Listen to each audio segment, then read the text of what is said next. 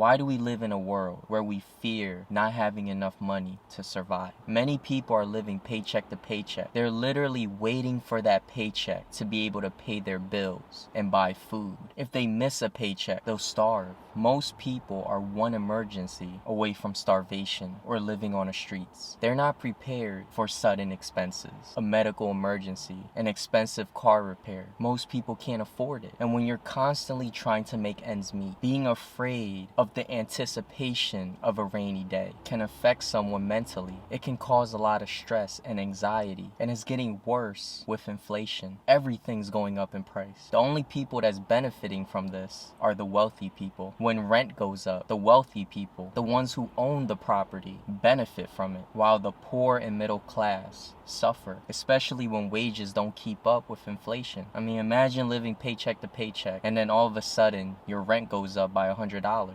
You no longer can afford it. Or if your groceries go up by $20, you'll have to cut back on the amount of food that you buy. Only the rich people benefit from inflation because they own assets, and assets usually keep up with inflation. Some generate free cash flow, and others appreciate in value, or sometimes both. The world is designed to benefit wealthy people. Poor people always have it harder. There's many people that get anxiety when they have a full cart of groceries because they don't know if their card will decline. They don't know if they can afford it. And it's probably worse for people who don't have any family or friends. They have no one they can go to. It's easier when you have family and friends that are there for you when you're at your lowest moments. And if you're not in the best of health, you're probably scared of medical bills. Staying healthy is probably one of the best ways to save money. Getting health care is expensive because countries care more about big corporations than the actual people of the country. And the main reason why nothing gets done in this world, because even when there's new policies or new laws that are trying to pass to help the working class, companies will hire lobbyists to lobby against the new laws, and they just end up not passing. It's all about protecting a company's profits over individual people. And companies have a lot of money. Money controls this world. If you have enough money, you can solve almost any problem or improve your situation. And it's sad that no one's looking out for the working class. The working class is the backbone of any country, yet they suffer the most. When I hang out with people and when we're getting something to eat and they tell me, I don't know if I'm getting anything, I gotta see if I have enough, that always made me feel sad, because I just think life is just a constant struggle trying to survive. We work our whole lives just to put food in our stomach, and it's just a cycle. You're born, you go to school, you work until you're old, and you might or might not be able to retire. Not everyone can retire, and it's sad. Some people work their whole lives, and I think that's what makes people question, what's the purpose of life? Because you just wake up every day working a job that you don't enjoy. Most people are lost. They just aim at something and take advantage of any opportunities that come their way. No one really knows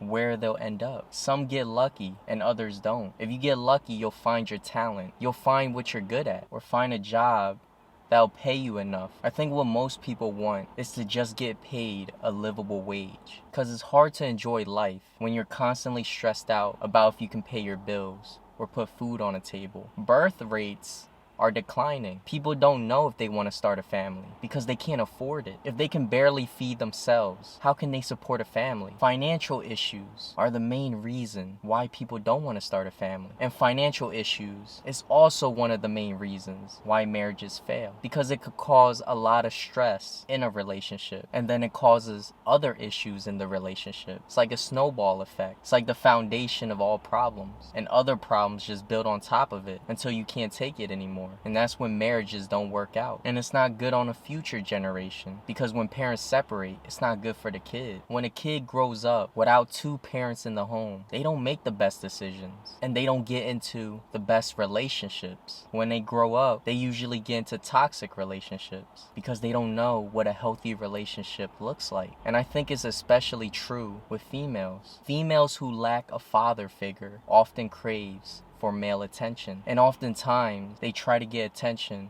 from the wrong man. So poverty in itself creates a lot of problems.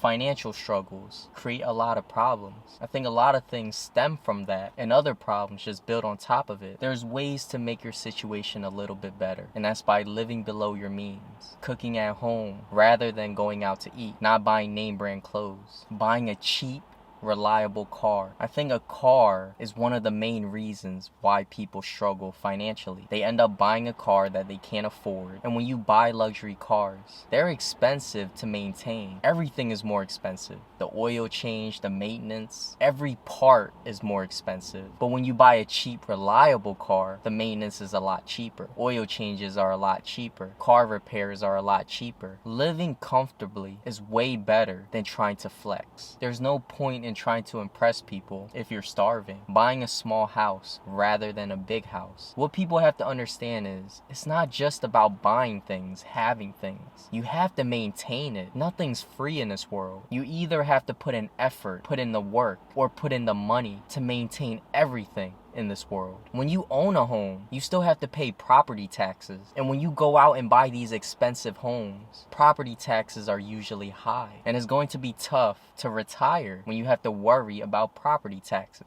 So it's best to just buy a cheap home in a decent neighborhood. What you have to understand is even successful people struggle. Expenses always go up. Things always break. Worrying about survival is just a part of life. Things happen when you least expect it. The only thing you can really do is to try your best. Make the best decisions. And if you don't like your situation, you have to think about how am I going to get out of it? Like if you're making minimum wage, it's not a budgeting issue. It's an income issue. That means you have to learn a skill, whether it's by going to college and getting a useful degree or going to trade school, and then you can find a better job. Once you get out of retail or working in a restaurant, you stand more of a chance to survive. And I think it's best to have multiple sources of income. You can't just rely on a job. You could get fired at any time or laid off at any time when a company isn't doing good. So the best thing to really do is to take action, gain new skills, become more intelligent, and then applying what you know. It's not just about knowing things. You have to know how to apply it. As long as you keep going, you will get out of the situation that you're in. You'll get to where you need to be. You don't have to be stuck. You don't have to be where you're at if you're not happy. If there are people that are successful, why not you? If there's people who started at the bottom and made it to the top, why can't you do it? You can. The only person that's stopping you is yourself. Once you stop fighting yourself in your own mind, once you stop telling yourself that you can't and start telling yourself that you can, you will be able to do it. You will be able to accomplish it. You just have to believe in yourself. You're the one that's going down a path of success. So you have to have the courage and the confidence to do what it takes to get there. I believe in you, but I need you to believe in yourself. You're more capable than you think you are. So go out there and live the life that you want to live.